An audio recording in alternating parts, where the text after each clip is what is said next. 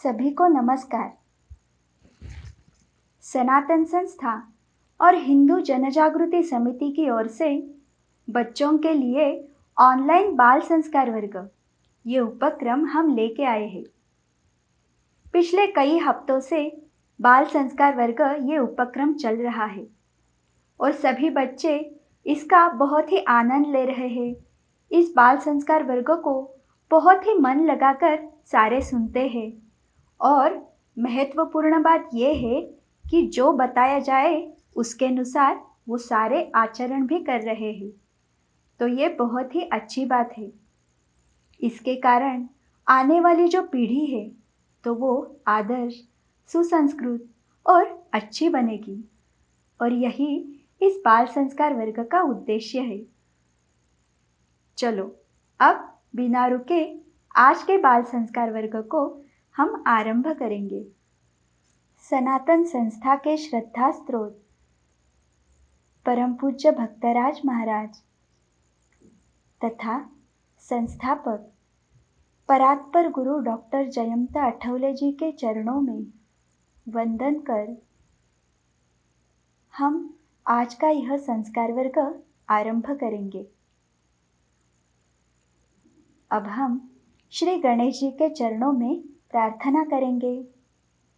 सभी बच्चे अपने हाथ जोड़ेंगे तथा श्री गणेश जी का रूप अपनी आँखों के सामने आकर फिर ये जो प्रार्थना मैं बोलने वाली हूँ वो आप मन ही मन कर सकते हो। हे श्री गणेश जी, आपकी ही कृपा से इस बाल संस्कार वर्ग में सहभागी होने का अवसर हमें मिला है। हम आपके शरण में आए हैं। हे श्री गणराया, इस बाल संस्कार वर्ग में जो भी सूत्र आप हमें बताने वाले हो वो सारे सूत्र हमें समझ में आने दीजिए और उसके अनुसार आचरण करने के लिए आप ही हमें शक्ति, बुद्धि और क्षमता दीजिए। ऐसी आपके श्री चरणों में शरणागत भाव से प्रार्थना है। अब हम श्री गणेश जी का श्लोक कहेंगे। सभी बच्चों को अब ये श्लोक कंठस्थ हो गया होगा, तो सारे बच्चे मिलकर इकट्ठा ये श्लोक अब कहेंगे। वक्रतुंड महाकाय सूर्यकोटि समप्रभ निर्विघ्नं कुरु मे देव सर्वकार्येषु सर्वदा। इस श्लोक का अर्थ है गलत मार्ग पर चलने वाले दुर्जनों का विनाश करने वाले, कोटि सूर्यों का तेज धारण करने वाले हे श्री गणेश जी, आपकी ही कृपा से मेरे सर्व कार्य बिना किसी बाधा के सफल हो, ऐसी आपके चरणों में प्रार्थना है। बच्चों, ये जो संस्कार वर्ग चल रहा है ये केवल भगवान की कृपा से ही सब कुछ हो रहा है, क्योंकि इतने छोटे छोटे बच्चे होकर भी आप कितना अच्छा आचरण कर रहे हो। इतने कम दिनों में बहुत से बच्चों में बहुत बदलाव हुआ है, तो ये कोई आसान बात नहीं है। आप हर दिन हमें अपने अनुभव भेजते हो, तो ऐसे ही बहुत अच्छे अच्छे अनुभव हमें आज भी प्राप्त हुए हैं। तो वो कौन से हैं वो अब हम पढ़ने वाले हैं। सभी बच्चे हमेशा ऐसे ही कहते हैं कि उन्हें बहुत कुछ सीखने को मिलता है, उनके मन पर अच्छे संस्कार होते हैं और उनके माता पिताओं के भी बहुत अच्छी प्रतिक्रियाएं हैं कि बच्चे एक जगह पे बैठकर ये संस्कार वर्ग देखते हैं, उन पर अच्छे संस्कार हो रहे हैं, ऐसे भी उन्होंने बताया है। तो आज का जो पहला अनुभव है ना, तो वो लिखा है समृद्धि तथा सारथी कामत करने। वो कहते हैं कि अब तक जितने भी सत्संग हुए हैं उनमें बताई जाने वाली बोध कथाएं उन्हें बहुत अच्छी लगती है। उन्हें श्री गणेश जी का नाम जप करना भी बहुत अच्छा लगता है। सारथी ने समृद्धि को प्रार्थना करना भी सिखाया है। उसके बाद लावण्या दलाल ने बताया है कि आपके द्वारा बाल संस्कार वर्ग में बताए अनुसार वो राम रक्षा स्तोत्र, हनुमान चालीसा, मारुति स्तोत्र पठन करती है तथा नाम जप भी करती है। उसने ये भी लिखा है कि एक दिन जब वो श्री कृष्ण जी के चित्र को देखकर नाम जप कर रही थी तो उसको लगा कि श्री कृष्ण जी उससे बात कर रहे थे और आशीर्वाद दे रहे थे। ये बहुत ही अच्छी अनुभूति है लावण्या। ऐसे ही हमें नाम जप करते रहना है। हिंदूराज बांदल ने लिखा है कि वो प्रतिदिन सुबह कपड़े तह करने का प्रयास करता है और वो कपड़े तह करके रखता है। दक्षा पाटिल ने लिखा है कि सुबह उसने और उसके भाई ने नाम जप किया तो उन्हें बहुत अच्छा लगा। बाद में आरती पिनारे ने लिखा है कि हमें हमारी राष्ट्र की संपत्ति का उपयोग सावधानी से करना चाहिए। हमारी राष्ट्र के प्रति पूरी निष्ठा होनी चाहिए। तो ये बहुत ही अच्छे अच्छे अनुभव हमें प्राप्त हुए हैं। सभी बच्चों को ऐसे ही जो भी बातें अच्छी लग रही है या फिर जो भी उसके अनुसार आचरण कर रहे हो तो वो हमें अवश्य बताइए और अनुभव लिखने के बाद अपना नाम भी उस अनुभव के सामने हमें लिखना है। उसके साथ अपने अन्य मित्रों को भी इस बाल संस्कार वर्ग के बारे में अवश्य बताना और आपका संपर्क क्रमांक भी हमें चैट बॉक्स में डाल के देना ताकि हम आपको संपर्क कर सके। बाल मित्रों, हमारे कल के बाल संस्कार वर्ग में हमने क्या देखा था, आपको याद है ना? हमने कल बुद्धिमान हंस ये कहानी देखी थी और उसके बाद आदर्श कृति में हमने नम्रता ये गुण क्यों महत्वपूर्ण है और उसे हम कैसे बढ़ा सकते हैं ये भी हमने जान के लिया था। चलो फिर अब जिसकी आतुरता से राह देखते हैं वो आज की कथा कौन सी है ऐसे आपको लग रहा होगा। परंतु बच्चों, आज की जो कहानी है ना वो आपको बहुत ही ध्यान दे के सुनना है क्योंकि आज की कहानी होने के बाद हम आपको एक प्रश्न पूछने वाले हैं। वो प्रश्न कहानी से ही जुड़ा हुआ होगा। आपको ऑनलाइन जो स्क्रीन है वहाँ पे वो प्रश्न दिखाई देगा और उसके पर्याय भी आपको दिखाई देगी। तो आपको क्या करना है, तो उस प्रश्न का सही उत्तर क्या है ये आपको सोच के रखना है और ये करने के लिए आपको 15 सेकेंड का समय भी मिलेगा और फिर 15 सेकेंड के बाद आपको सही जवाब कौन सा है ये पता चलेगा। बहुत ही अच्छा लगेगा ना ये करते हुए। तो इसीलिए कहानी ध्यान से सुनो ताकि आपको ये उत्तर आसानी से मिल जाएगा। ठीक है, चलो फिर अब आज की कहानी की ओर हम जाते हैं। बच्चों, आप सिखों के गुरु नानक जी इनको जानते होंगे ना? तो उनके आज्ञाकारी शिष्य की कहानी आज हम देखने वाले हैं। एक बार क्या हुआ ना, तो गुरु नानक जी ने उनके एक शिष्य को बुलाया और एक चबूतरा बनाने के लिए उन्होंने उसे कह दिया। शिष्य ने गुरु की आज्ञा मानी और तुरंत एक चबूतरा वहां पे बना दिया। बाद में नानक जी ने वो चबूतरा देखा और उसे तोड़ने के लिए बोला। शिष्य ने फिर से उनकी आज्ञा मानी और चबूतरा तोड़ दिया।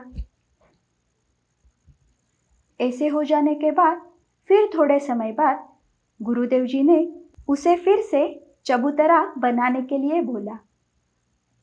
शिष्य ने फिर से बनाया। बाद में फिर से उन्होंने उसे तोड़ने के लिए बोला। ऐसा बार बार हो रहा था। गुरुदेव जी चबूतरा बनाने के लिए बोलते थे और बाद में वे ही उसे तोड़ने के लिए बोलते थे, और वो शिष्य भी बिना कुछ बोले वैसे ही करता था। इन दोनों का ये सारा देखकर वहाँ पे गुरु नानक जी का एक बेटा आया। ये सब देख के उसे बहुत ही गुस्सा आ गया और उसने उस शिष्य को पूछा, अरे ये क्या चल रहा है? मेरे पिताजी बार बार तुम्हें चबूतरा बनाने के लिए बोल रहे हैं और फिर थोड़ी देर में तोड़ने के लिए बोल रहे हैं, और तुम भी ऐसे ही कर रहे हो। तुम्हें गुस्सा नहीं आ रहा है? उसका ये प्रश्न सुनकर वो जो शिष्य था वो बहुत ही शांत था। उसने उत्तर दिया, वो चबूतरा बांधना तोड़ना उससे मेरा क्या मतलब है? मुझे तो केवल और केवल अपने गुरु का आज्ञा पालन करना है, और वही केवल मेरा कार्य है। गुरु का आज्ञा पालन करना सिर्फ केवल यही मेरी साधना है। ऐसे उसने उत्तर दिया। तो ये हुआ एक प्रसंग। इसके बाद हम और एक प्रसंग देखने वाले हैं।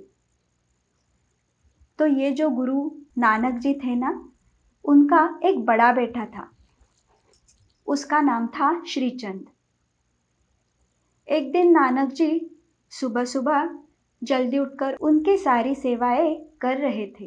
तब वहाँ पे श्रीचंद आया। तो श्रीचंद को देखकर गुरु नानक जी बोले, श्रीचंद, मैं सुबह से सारी सेवाओं में भागदौड़ में था।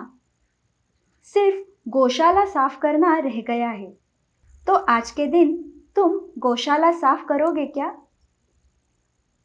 पिताजी का ये प्रश्न सुनकर श्रीचंद थोड़ी देर वहाँ पे ही रुका, क्योंकि वो अभी कुछ समय पहले ही स्नान करके आया था और उसने अच्छे कपड़े भी पहने थे। तो वो मन में सोचने लगा, अगर मैं गौशाला साफ करने के लिए गया तो फिर से मेरे सारे कपड़े खराब हो जाएंगे, फिर से मुझे नहाना पड़ेगा। तो वो उस सेवा को टालना चाहता था। तो उसने थोड़ा सोचा और फिर वो बोला, पिताजी, मैं अभी मंदिर में जाने वाला हूँ, और मंदिर में जाते समय तो भली भांति स्वच्छ कपड़े पहनकर जाना चाहिए ना। इतना बोलकर वो तुरंत वहां से चला जाता है। नानक जी हंसते हैं और उसे जाने देते हैं, और बाद में वो अपने एक शिष्य को बुलाते हैं। उस शिष्य का नाम था लेहाना। तो गुरुदेव जी लेहाना को बुलाते हैं और उसे भी वही बात बोलते हैं, लेहाना, आज के दिन तुम गौशाला की सफाई कर सकते हो क्या? वैसे देखा जाए तो लेहाना ने भी कुछ समय पहले ही स्नान किया था। उसने भी अच्छे कपड़े पहने थे, परंतु गुरुदेव जी की आज्ञा, यही उसको पता था। तो उसने गुरुदेव जी की ये बात मानी। वो तुरंत गौशाला गया, गौशाला की सारी साफ सफाई की, बाद में कपड़े बदले, उसने स्नान किया फिर से, और बाद में वो मंदिर चला गया। ये बात हो गई। और दूसरे ही दिन वहाँ पे सिखों की एक बड़ी ही परिषद थी। उस परिषद में गुरुदेव नानक जी भी थे। जब वो वहाँ पे बोलने लगे तो उन्होंने क्या बताया? तो उन्होंने पहले ये बताया कि मेरा ये जो शिष्य है लेहाना, तो उसे आज से अंगद देव नाम से जाना जाएगा, और बाद में वही शिष्य अंगद देव इस नाम से पहचाना गया। इतना ही नहीं, तो बाद में गुरुदेव नानक जी ने उस लेहाना को अर्थात अंगद देव को गुरु गद्दी का उत्तराधिकारी भी बना दिया। तो ये सब देखकर सारे शिष्यों को आश्चर्य लगा। गुरुदेव ने ऐसे कैसे किया? वैसे तो उनका जो बेटा है तो वो उत्तराधिकारी बनना चाहिए था, परंतु इन्होंने तो इस लेहाना को उत्तराधिकारी बनाया। ऐसे कैसे? ये प्रश्न सभी शिष्यों ने गुरुदेव नानक जी को पूछा। इन सारे शिष्यों को उत्तर देते समय गुरुदेव जी बोले, श्रीचंद की अपेक्षा लेहाना ही उत्तराधिकारी के लिए अधिक योग्य है। मैंने जब इन दोनों को एक सेवा बताई थी, तब केवल दोबारा नहाना पड़ेगा, इसलिए गौशाला की स्वच्छता करने में टाल मटोल करने वाला समाज की स्वच्छता भले कैसे कर सकता है। इसलिए सर्वार्थ में लेहाना अर्थात अंगद देव ही समाज के लिए अच्छा है और वही मेरा उत्तराधिकारी बनने के लिए भी योग्य है। ऐसे उन्होंने कहा। तब सभी शिष्यों को भी वो अच्छा लगा और फिर बाद में गुरु नानक जी ने लेहाना अर्थात अंगद देव को अपना उत्तराधिकारी बनाकर गुरु गद्दी पर स्वयं बैठाया। तो ये कहानी सभी बच्चों को ध्यान में आई ना? सबने अच्छे से ये कहानी सुनी है ना? चलो फिर अब इस कहानी के बारे में ही एक प्रश्न हम पूछने वाले हैं। तो आज के कहानी का प्रश्न है, गुरु नानक देव जी ने लेहाना को अपना उत्तराधिकारी क्यों बनाया? और उसके पर्याय है, वो काम में टाल मटोल करते थे।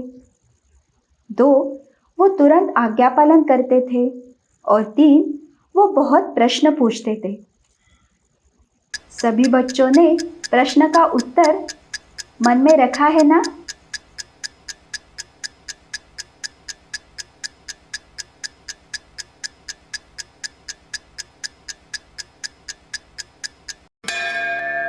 और आपको वो उत्तर क्या है ये पता चला है क्या? बच्चों, तो इस प्रश्न का उत्तर यही है। लेहाना हमेशा निरंतर अपने गुरु का आज्ञा पालन करता था और उसके कारण ही वो गुरुदेव नानक जी का उत्तराधिकारी बन गया था। जिन बच्चों ने इस प्रश्न का बहुत ही सही जवाब दिया है, उन सभी बच्चों का बहुत बहुत अभिनंदन। ऐसे ही ध्यान देके हर दिन हमें कहानी सुननी है और बाद में प्रश्न का उत्तर भी देना है। तो फिर आज की ये जो कहानी हमने सीखी ना, इससे हमें यही सीखना है कि हमेशा बड़ों का हमें सुनना चाहिए और उनका आज्ञा पालन हमें करना चाहिए। सभी बच्चे ऐसे कर भी रहे हैं और ऐसे ही आचरण हमें निरंतर हमारे जीवन में करना है। चलेगा ना?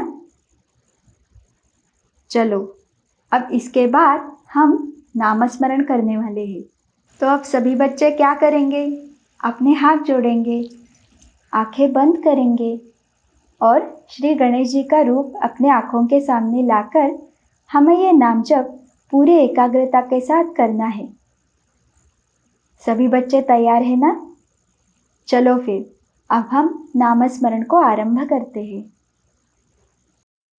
ॐ गं गणपतये नमः। ॐ गं गणपतये नमः। ॐ गं गणपतये नमः।